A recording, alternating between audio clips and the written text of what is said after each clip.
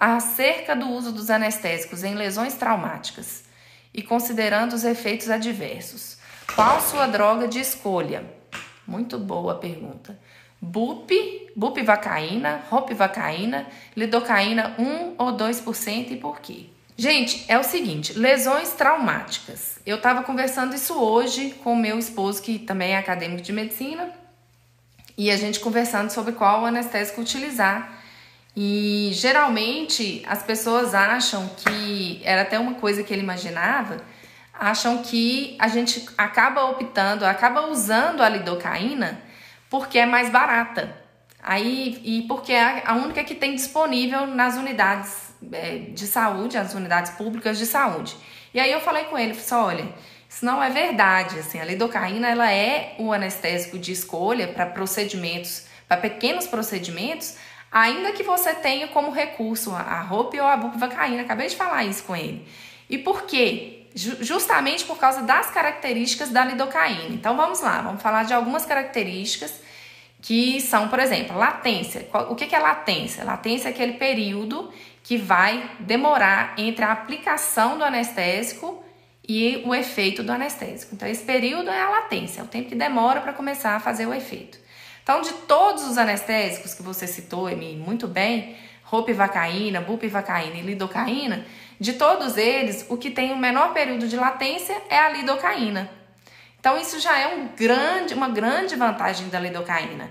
Ela tem um período muito pequeno de latência.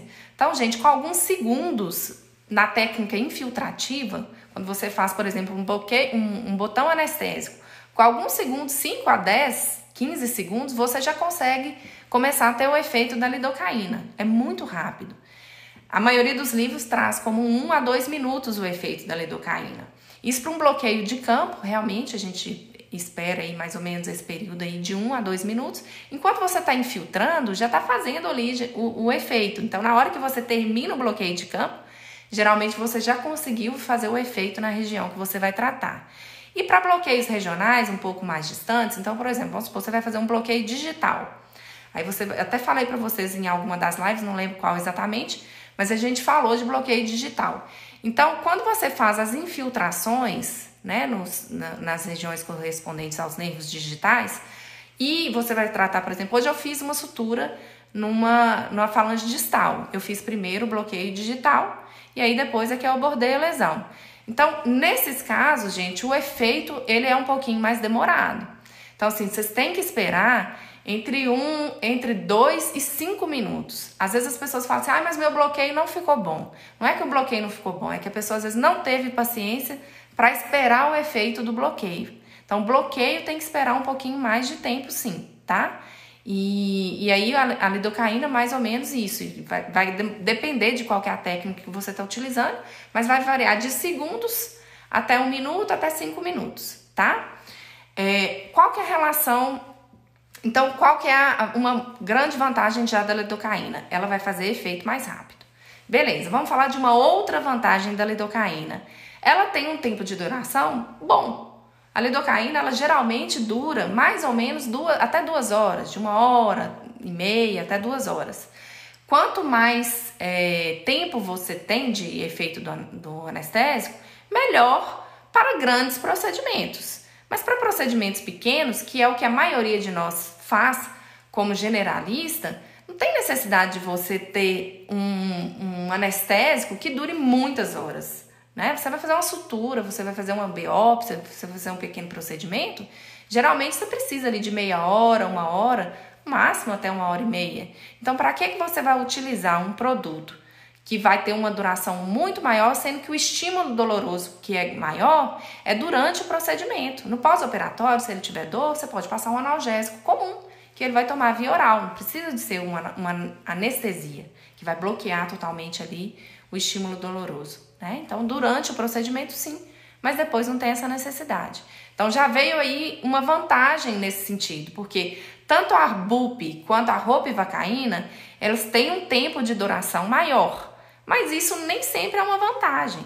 Então, por exemplo, quando você vai fazer um procedimento que é muito demorado, que é muito longo, ok, às vezes você vai optar por um desses outros 2 tipos de anestésico que tem uma duração maior.